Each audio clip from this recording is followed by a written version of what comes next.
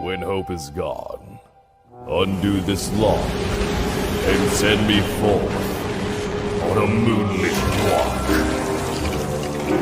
Release restraint level 0.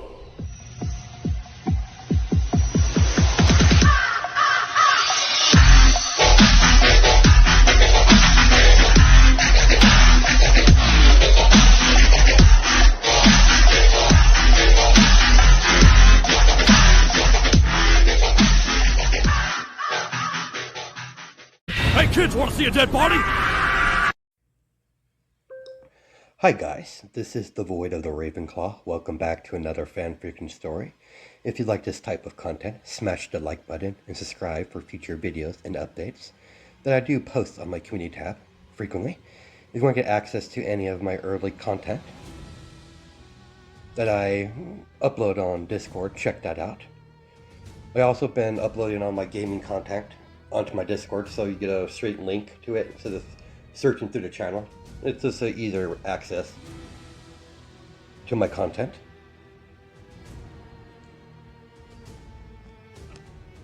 This is a completely reimagined of my old Deku Red Lantern fanfiction. This time around, I chose to create my own OC for this fanfiction, Draconis. Now let's start with our story. We begin our story in an unknown sector of space that is not patrolled by any of the Lantern Corps. This specific planet is called Echo, the home planet of the Imperia Empire. Echo has 2 moons and a red sun that orbits the planet. Echo's life cycle, every 3 years, the planet Echo doesn't have access to the sun. When the 2 moons align with the sun that orbit around the planet,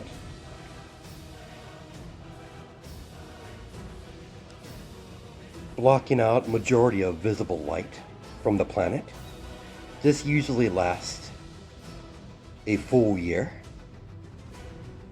That's when the more aggressive predators come out of hiding. It's extremely deadly to go out during one of the great blackouts. The planet wildlife is quite diverse, nocturnal plant life that thrives in the darkness. Because of that, the Imperia civilization had to adjust and evolved. The Imperia species was always a warrior class type of civilization. Over generations, they developed a heavily advanced technology.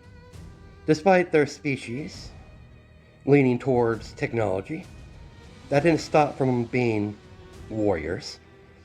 They use highly advanced technology to cause mass devastation to any and all alien life forms that cross their path. They're extremely hostile towards any outsider. They never stray too far away from their sector, but when they do leave their sector into the grand outer space, they always leave death and destruction.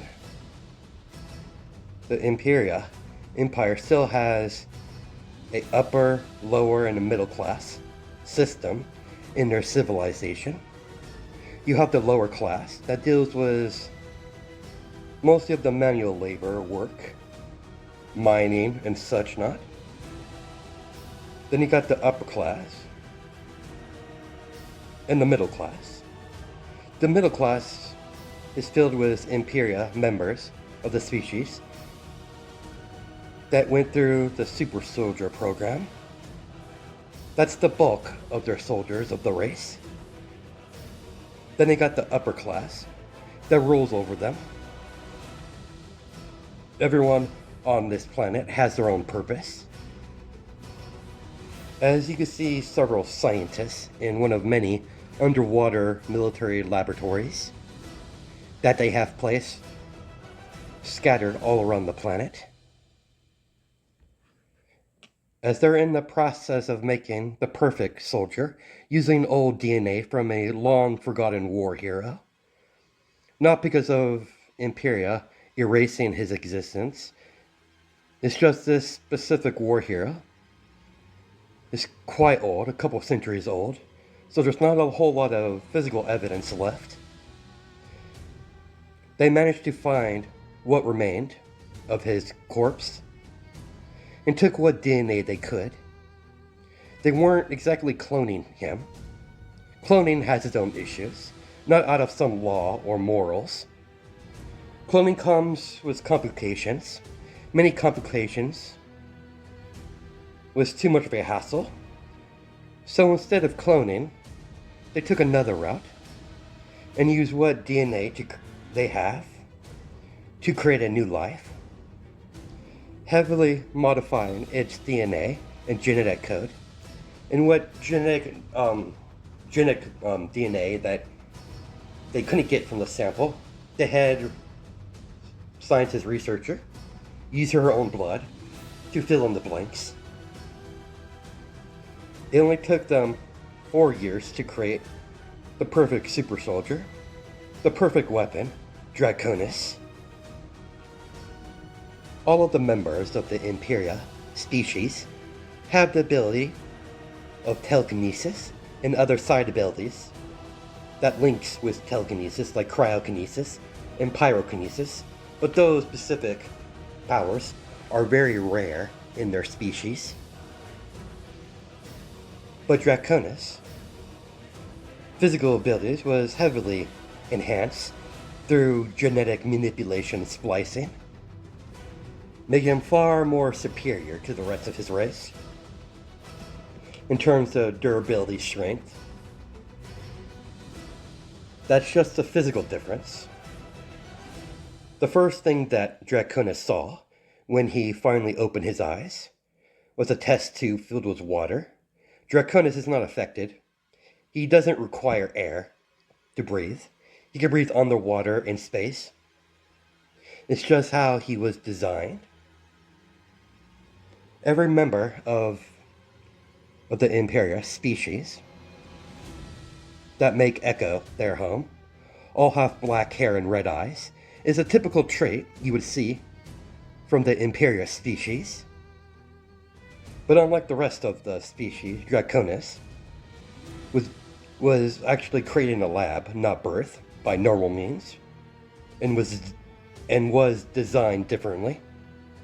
Not only does he have stronger abilities in terms of telekinesis, and he instantly and cryokinesis, because of his genes were modified, he naturally has super strength from all the modifications to his cells and genetic code. He might be durable and far more stronger. When Draconis was 4 years old, they finally released him from his birthing tube and gave him his own quarters and clothes. The next thing, when Draconis awoken from his resting cycle, he was immediately given proper clothes, black. It was a cadet military clothing or uniform.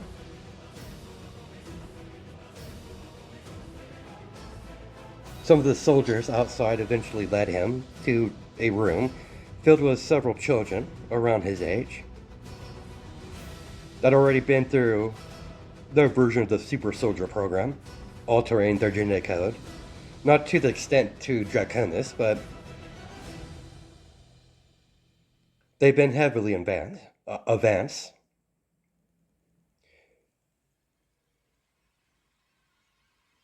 As all the children are in some sort of metal, hollow-looking orb.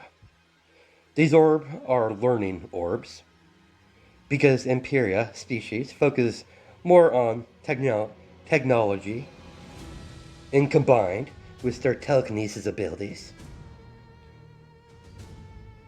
They found that more efficient way in passing on knowledge. by mentally down implanting the new information into the minds of the children while they're in these orbs, downloading all information into the brains of the subjects, so their learning would adhere to a natural process of imparting knowledge. Would normally take a normal civilian several years, but using this method would only take a couple of weeks, months at most. And that's what Draconis did, from sleeping, eating, and entering the learning orb. That's all he did for a month straight, learning all what he could. From science, combat, general knowledge, mechanics, and so on. Military strategy, formations. It was all the new information he was implanting in his mind. And any useful information when it comes to the military. Draconis even learned about technology.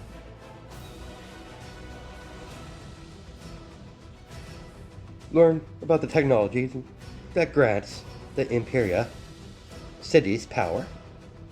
They synthesize energy crystals that is used to power up an energy core. That energy core is an energy generator. The main source of fuel, these crystals, into these generators that they synthesize to create power. But during the great blackouts, they use solar energy that they continuously to absorb from the sun when the sun is not being blocked out. Once a great blackout occurs, they use the solar energy to power up their cities for the entire year when the sun is blocked out by the two moons. Draconis is also learning all the different variations of different animals on the planet, from the predators to the more docile creatures to the dangerous sea life. On Echo, the sea life, or the water in the sea is not a natural color. It's a bright red. There's nothing special about the water. It's just colored differently because the minerals in the planet's ground, changing the color into the normal color you would imagine a sea would be in. This is an alien world, so there'll be some differences compared to Earth. Of course, the Imperia species sees it as normal. They've never been to other planet before. They've shot into cities on different planets, but never actually landed on an alien world. They would always bombard the cities with their cannons, their energy cannons from their battleships. They don't really know red is not a typical color you would see in a sea. After Draconis' month of learning, he exited the learning orb and was escorted back to his quarters. I would suggest you get some rest, Draconis. You're going to need it. You will be starting your physical conditioning training in the morning. Rest while you can.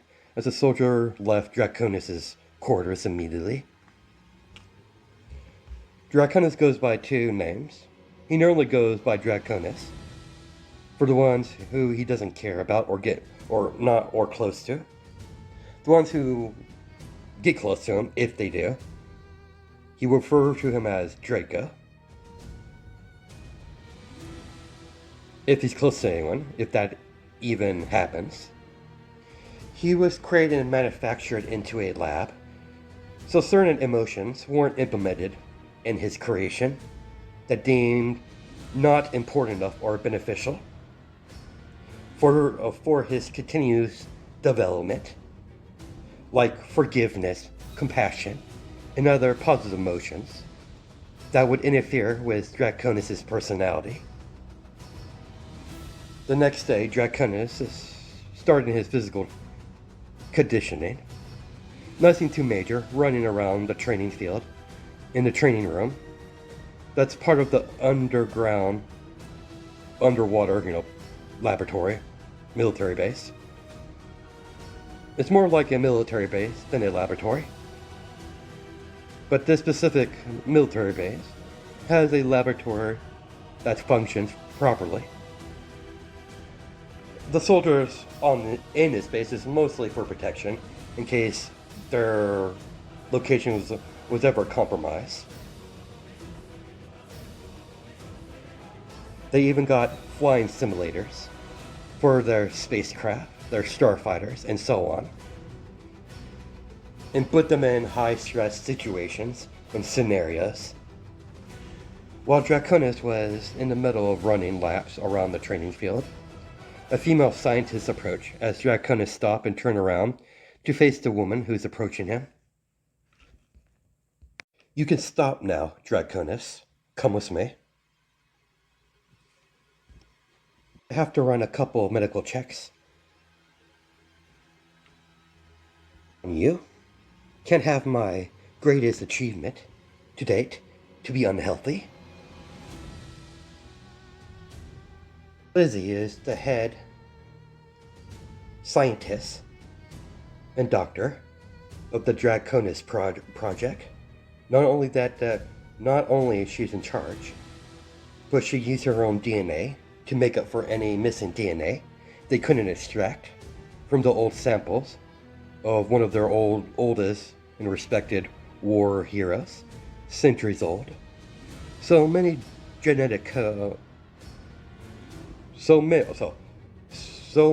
There was some genetic code missing that didn't survive the process, so she had to use her own to make up for it. Draconis simply complied and listened to his creator without complaints or resistance.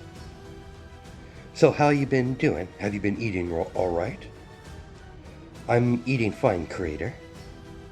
That the food I've been provided had the necessary nutrients for my continuous development." "That's good to hear. You may not realize it, but you're very important. You're one of a kind. You're different compared to the other children here. Do you understand?" "Yes, I do, creator." "That's a good lad. Now let's hurry up and get to my lab."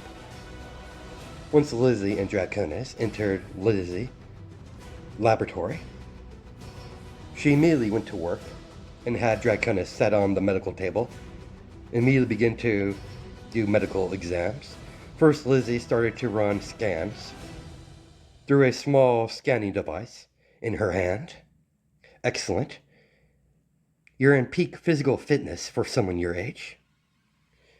Lizzie did a couple more medical exams, like check his very sharp teeth in his mouth. Make sure they're growing properly. The moment he opened his mouth, she used a medical tool to look through his mouth,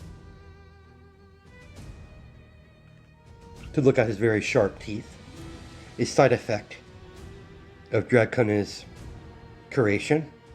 It was a acceptable mutation that occurred. "Everything looks good.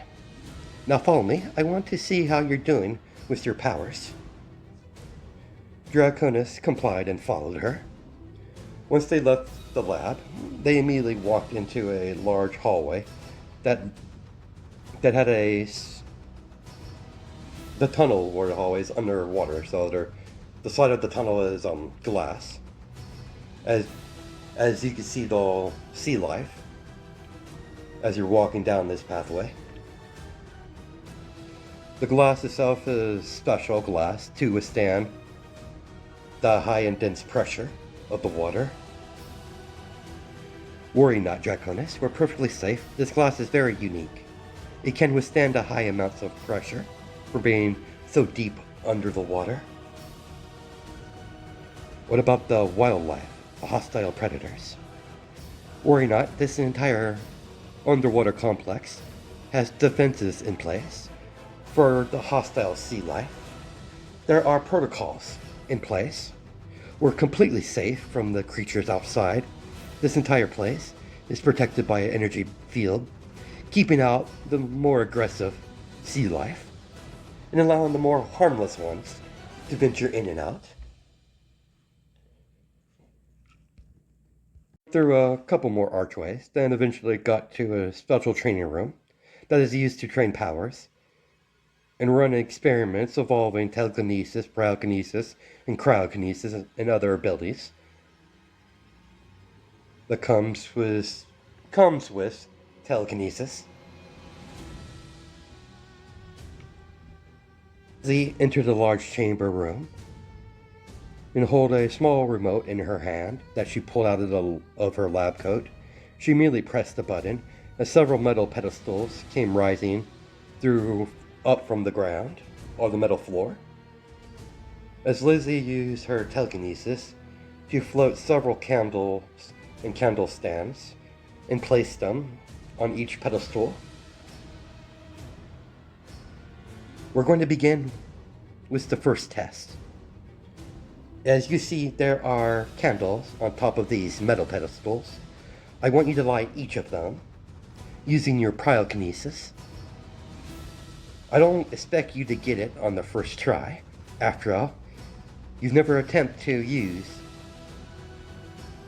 this ability before, but we do know you have access to it. We're running this test to get you used to using your powers and your abilities. After all, it is my responsibility to look after you. It would look bad upon me if you failed to live up to the expectations that we have for you. Now, Draconis, begin. As Lizzie stepped off to the side, with her hands behind her back, observing Draconis trying to use his pyrokinesis for the very first time, and immediately begin to get data with the machines inside the room.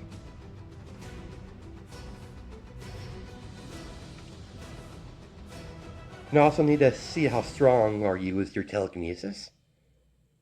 Can't really get a good picture of his overall strength through data alone. Matter not. We'll cross that bridge when we get to it.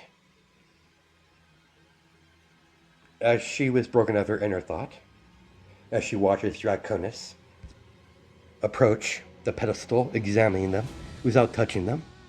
Once he was done, he stepped back a few paces to get some distance. He's never used his pyrokinesis. Apparently, it's a very unique ability. Not many of his species has access to it, at least the ones that are still living. Either out of talent or knowledge. Draconis is not really sure. Draconis closed his eyes and tried to concentrate on a singular candle. Not really sure what he's doing. He's not even sure how to activate his pyrokinesis. When it comes to his telekinesis, he only uses it off in hand when he's in his personal chambers. Training his telekinesis is a very more delicate process.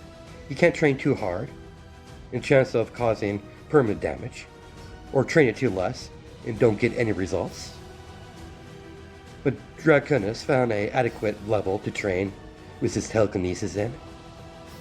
Draconis focused his attention on a singular candle. After a few seconds of nothing happening, something finally did happen. Instead of the candle being lit by fire, the candle was completely engulfed in a small explosion. Seems like I failed, creator. As Draconis watches the smoke still covering the candle. Failed, you say? You have done nothing of the sort. What a fascinating reaction. Instead of lighting the candle, You created a small miniature explosion. Try again and try to hold back a little more. Yes, Creator, as Draconis did what he was instructed, after a few trials and errors, he finally lit one of the candles with his pyrokinesis. Excellent. After a few hours of setting hundreds of candles on fire, they eventually moved on to the next test. Excellent work. We'll continue to keep eye on your progress with your pyrokinesis. And I'm interested in your use of that explosion ability that you did with the first candle. We'll definitely have to explore that ability a little more to see what we can do with it. This whole test is not about succeeding in failure. It's about getting a better understanding of your abilities. They're a part of you. Now, let's move on with your telekinesis. As several hours has passed, several years has passed, has came and gone, Draconis continued his education through the large hollow learning orbs. He even got a few smaller versions. He eventually got his hands some smaller versions of the memory orbs, or from the learning orbs, that they're called memory orbs, that could fit in the palm of his hand. They're mostly used for debriefing and accessing certain information. Only members of their species can use these type of devices. Draconis kept up with his training, with his telekinesis, hand-to-hand combat, pyrokinesis, and creating explosions with his pyrokinesis. At first, he could only create fire with his mind. Now he learned how to control fire in any limb of his body, no matter what part it is. He also had to train and control his own physical strength. He's only grown far more stronger since he's grown. And he's far more superior when it comes to physical strength compared to the rest of his species, including all of the super soldiers. And when he got older, his training only increased. As you can see, a small ship boarding a Imperia battleship. As the glass doors of the ship docking with the battleship open up, revealing Draconis, who is now 14 years old, in a Imperium military uniform. They're slightly different because he's part of the Super Soldier project. So Draconis has a different emblem attached to his uniform. It's a pitch black with red lining across the uniform, with an emblem on his shoulder of a red dragon. Echo has a species of dragons on the world itself, so it's only naturally they used a powerful beast, such as a dragon, as an emblem of their super soldiers. Each emblem colors differ depending on abilities. You have Draconis, who has a fire dragon emblem because of his pyrokinesis. And someone who has a cryokinesis would have a blue dragon, and so on.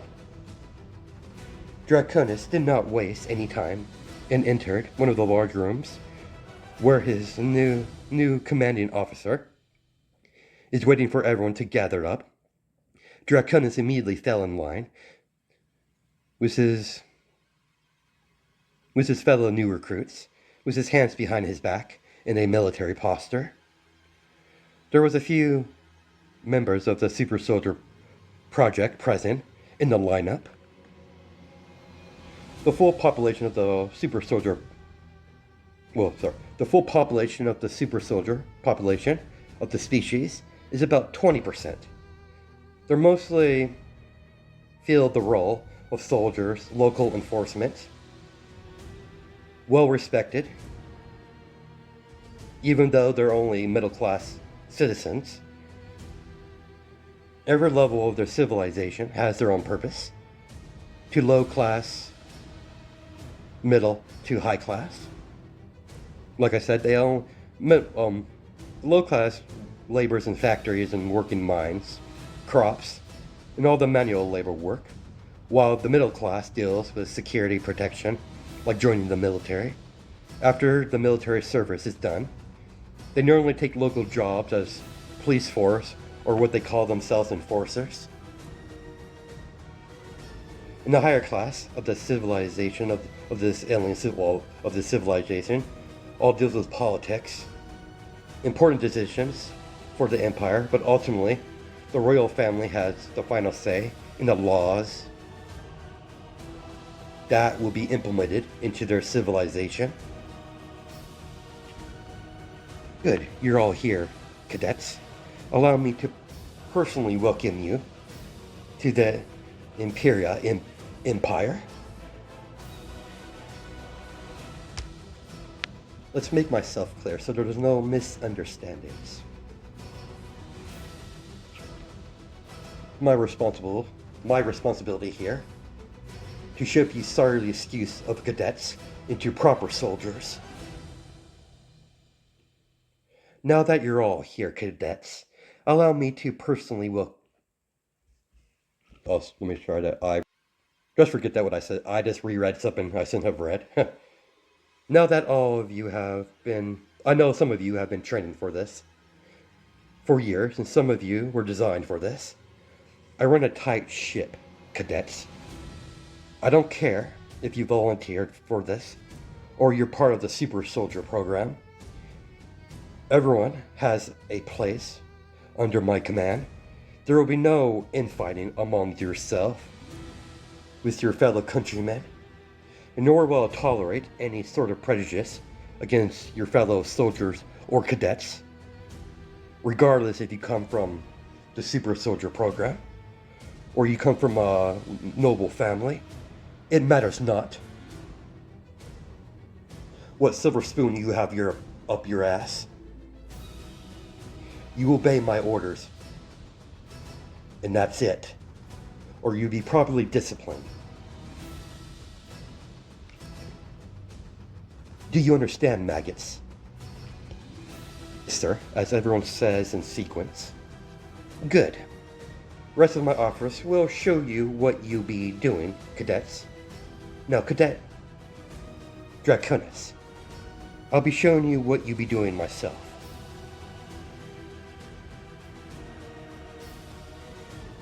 Cunis stayed in ready position, still in his military posture, with his hands behind his back, waiting for his commander to speak.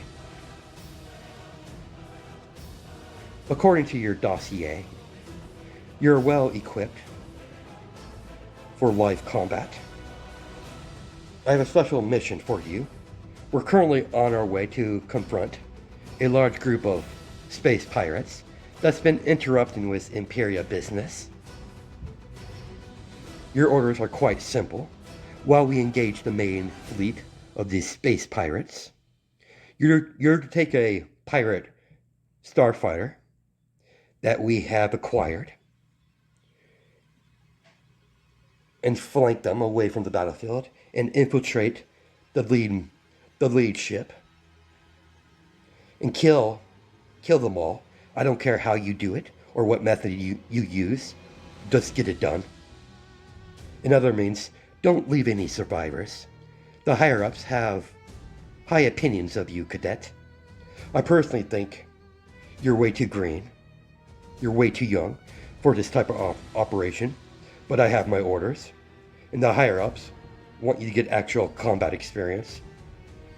And they're very confident you'll be able to deal with this, despite my personal feelings on the matter. We have a job to do. Report at the hangar immediately, Cadet. Yes, sir. As Draconis turned around and immediately made his way out of the room to head towards the hangar, located on the bottom of the ship,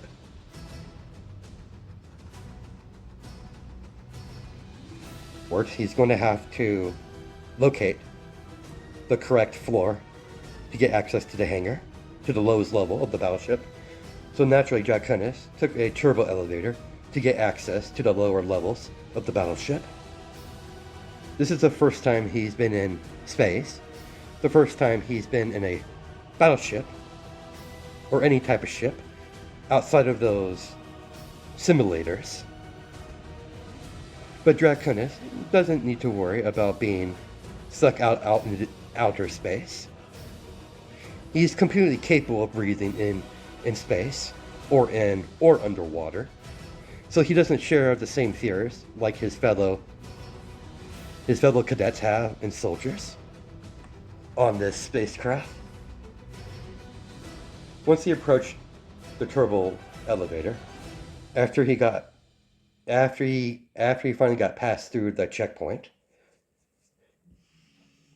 showing his identification card, as we cut back to the room where the commander is.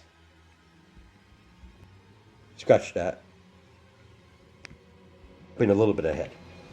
Let's continue. There you are, Draconis. I was hoping to catch you before you went on your very first mission. As she handed over a small black orb.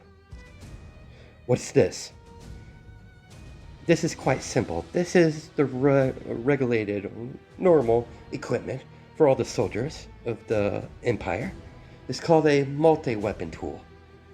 It's a combat assistant UI. Give me your hand.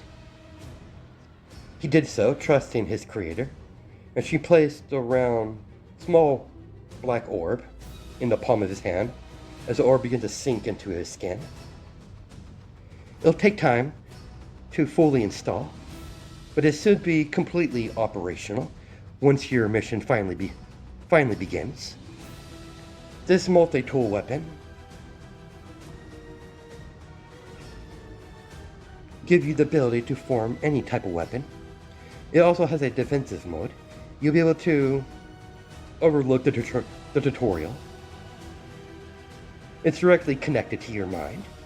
You should be able to see some sort of digital dashboard once it's activated. Only you can see it. No one else can. And no one else can use your weapon. It has connected on such a level with your mind and your genetic code. Anyone else try to use it, they will die. But on lighter notes, good luck. I know you do well. Listen to the commander's orders and use your training. You do fine. Thank you, Creator. Draconis continue on his path to the hangar. I'm not surprised to see you here, Lizzie. Of course I'm here. I'm Draconis' creator and handler.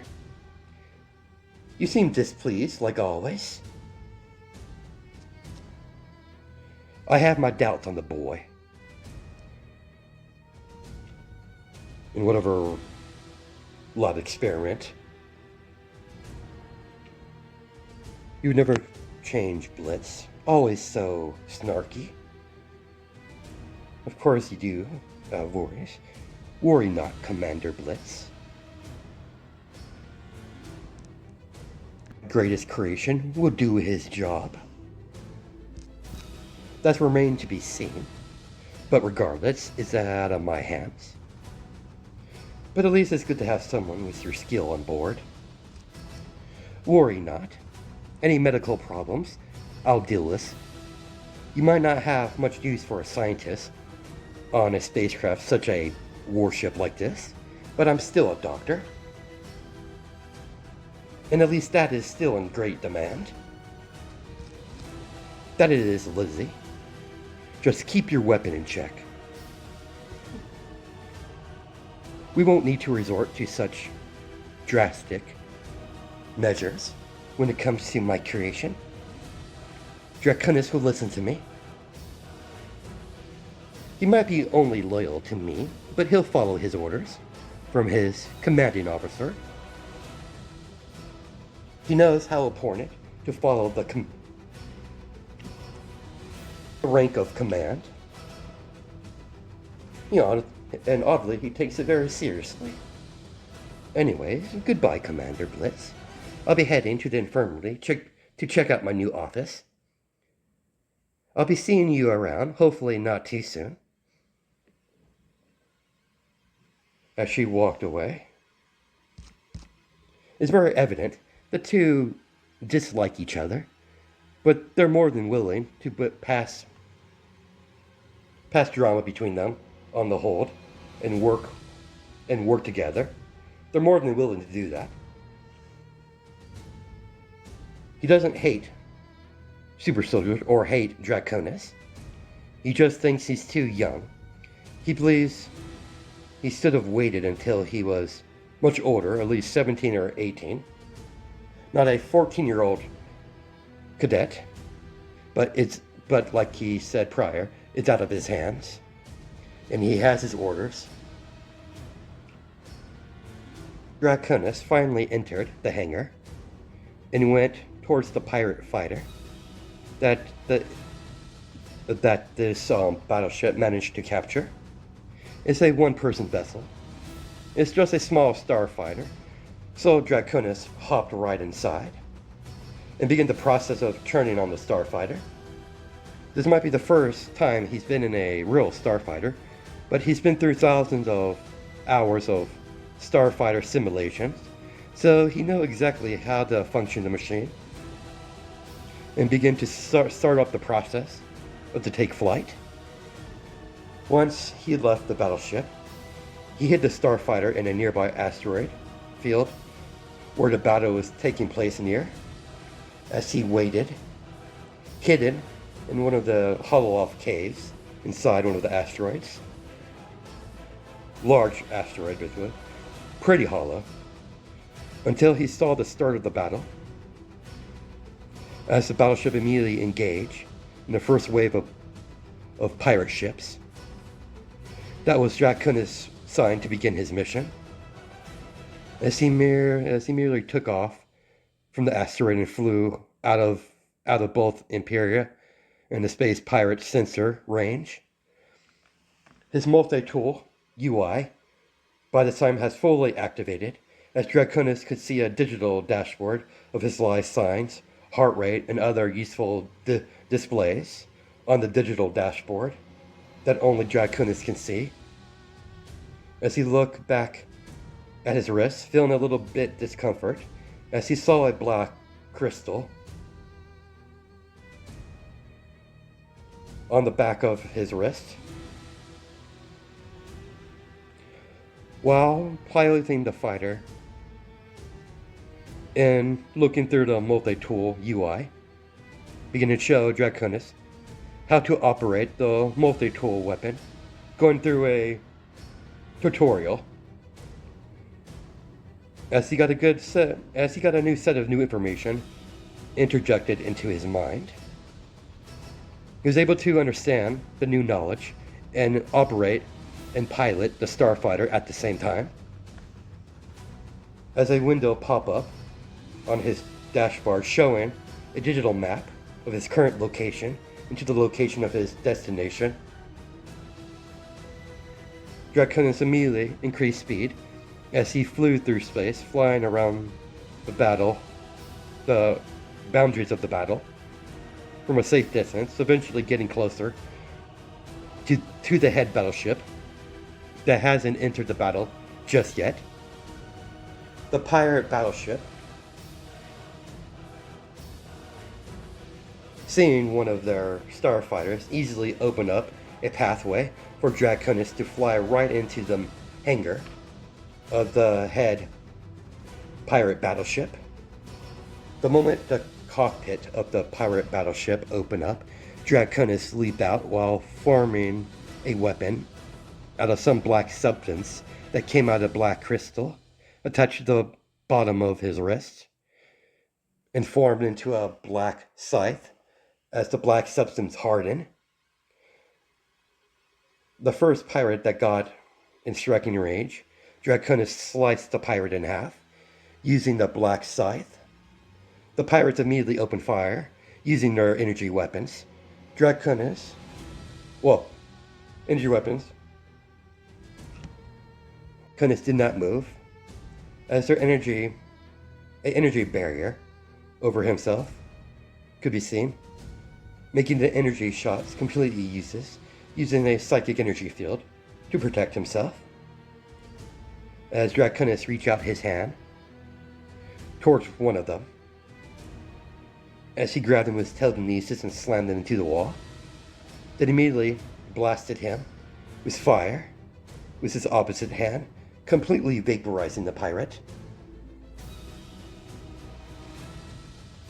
All the pirates' energy weapons begin to explode from a detonation of a miniature explosion, as all the pirates in the hangars' weapons exploded all at once.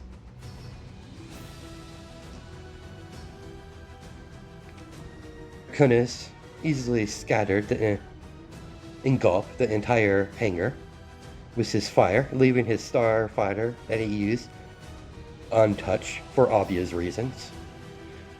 When the smoke cleared, there was only charred skeletons scattered all around the hangar. Draconis begins to walk through the hangar with his scythe in his right hand, as he immediately cut the door in half with his weapon and walked through, as the large scythe shrunk down to a smaller size to adjust to the close quarters of the hallway. Draconis spotted a pirate that was turning the corner and grabbed him by the face and crushed his skull, as blood begins to splatter all over Draconis, as he didn't seem bothered one bit by the blood, as he continued to walk down the hallway and entering a turbo elevator. Instantly getting access to the next level of the battleship, as more pirates came running down the hall. Draconis burst forward, zooming through the hall, cutting them down one after another with his shortened black scythe, and begin to decorate the halls of the hallway with blood, guts, and body parts scattered all around, as the pirates were being massacred brutally, as their body parts scattered all around the hallway. Now Draconis is completely covered in blood.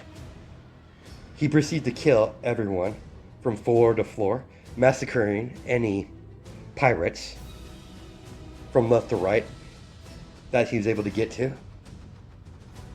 until he finally got to the main destination, as he immediately blew open the door with the explosion that he created with his cryokinesis.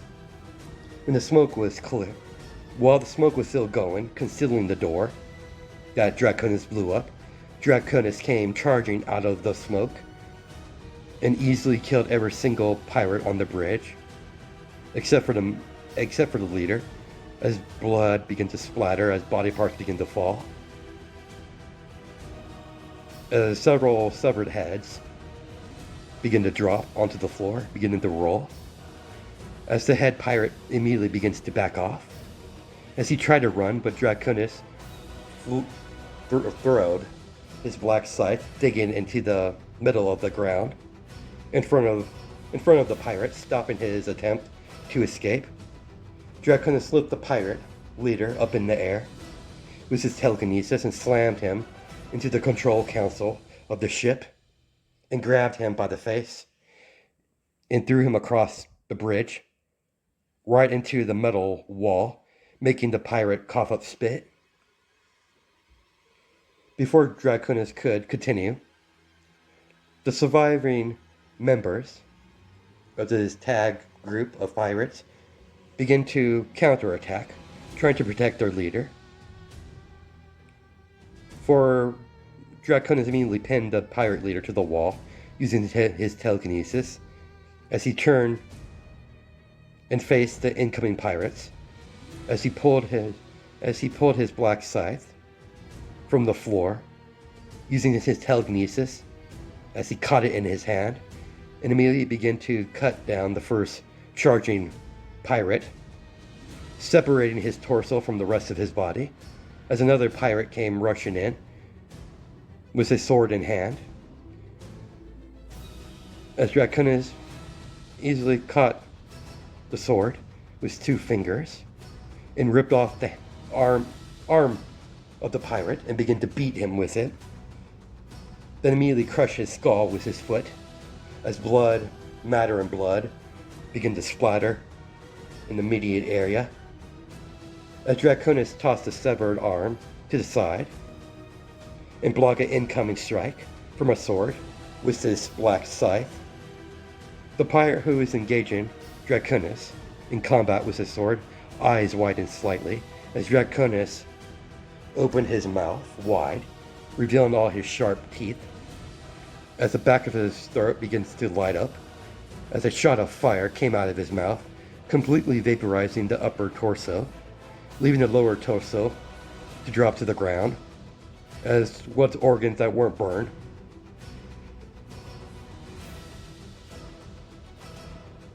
was falling out. The wound wasn't cauterized whatsoever.